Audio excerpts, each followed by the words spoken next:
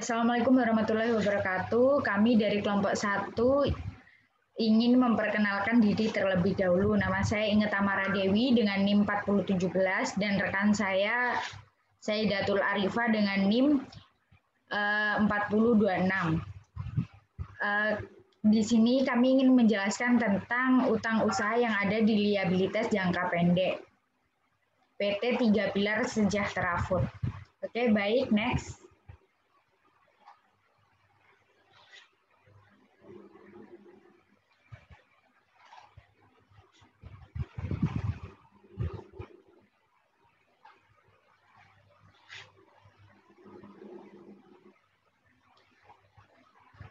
Yang pertama ada utang lancar. Utang lancar atau kewajiban lancar adalah utang-utang atau kewajiban yang harus segera dilunasi dengan menggunakan aktiva lancar dalam tempo jangka pendek atau kurang dari 1 tahun.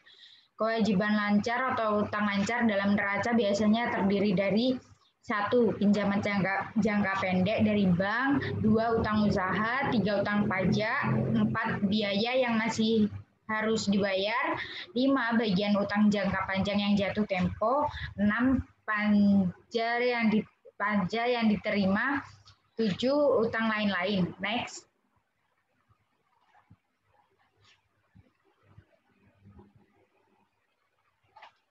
Untuk liabilitas jangka pendek di PT 3 Pilar Sejahtera Food dan entitas anak.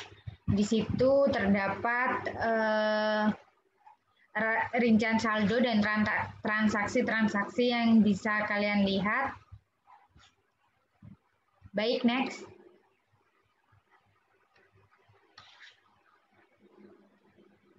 Dan ada utang usaha di liabilitas jangka pendek.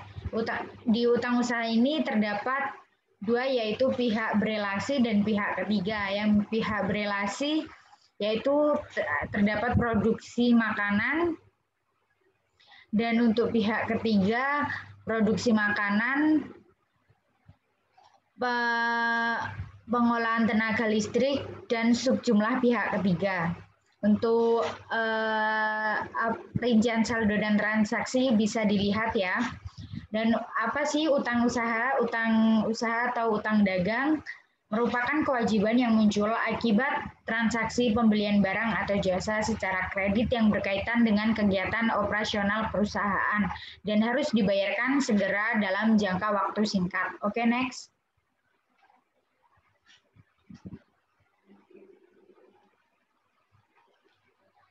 Untuk pihak berelasi, yaitu pihak berelasi dalam utang usaha di liabilitas jangka pendek adalah pihak-pihak yang dianggap mempunyai pihak berelasi bila satu pihak mempunyai kemampuan untuk mengendalikan pihak lain atau mempunyai pengaruh signifikan atas pihak lain dalam mengambil keputusan keuangan dan operasional. Next.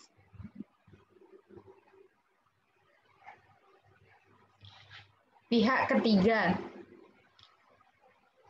Pihak ketiga sebagaimana didefinisikan dalam OCC 2013 sampai 2029 adalah setiap entitas yang berbisnis dengan perusahaan ini mungkin termasuk pemasok, vendor, produsen kontrak, mitra bisnis, dan afiliasi pialang, distributor, pengecer, dan agen. Pihak ketiga dapat berupa hulu itu pemasok dan vendor, dan hilir termasuk distributor dan penjualan ulang, serta pihak non-kontrak. Untuk selanjutnya dijelaskan oleh rekan saya Datul Arifah, saya persilakan. Baik, saya akan menjelaskan utang pajak. Di sini ada 2, utang pajak perusahaan dan utang pajak entitas anak.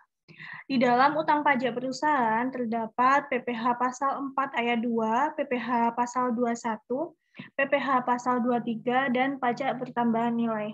Sedangkan pada utang pajak entitas anak ada PPh pasal 4 ayat 2, PPh pasal 21, PPh pasal 23, PPh pasal 25, PPh pasal 29, dan denda pajak dan pajak pertambahan nilai.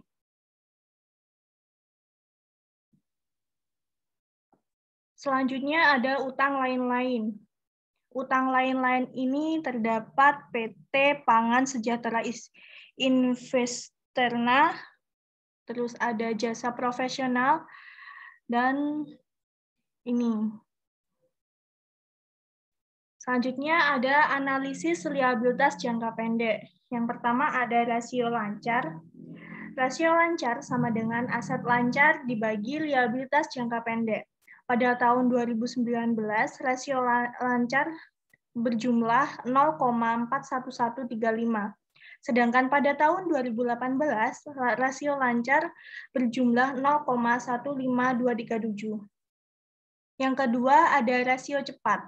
Rasio cepat pada tahun 2019 berjumlah 0,34442, sedangkan pada tahun 2018 rasio cepatnya berjumlah 0,13932. Yang ketiga ada aset cepat. Aset cepat sama dengan aset lancar dikurangi persediaan dikurangi biaya dibayar di muka. Pada tahun 2019, aset cepat berjumlah 395,264. Sedangkan pada tahun 2018, aset cepat berjumlah 718,836. Yang terakhir ada rasio kas, sama dengan kas dibagi liabilitas jangka pendek.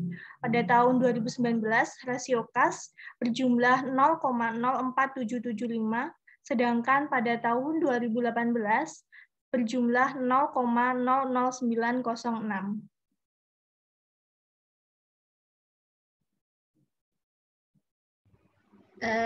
Terima kasih atas perhatiannya. Sekian presentasi dari kelompok kami. Apabila ada salah kata dan kurangnya mohon dimaafkan.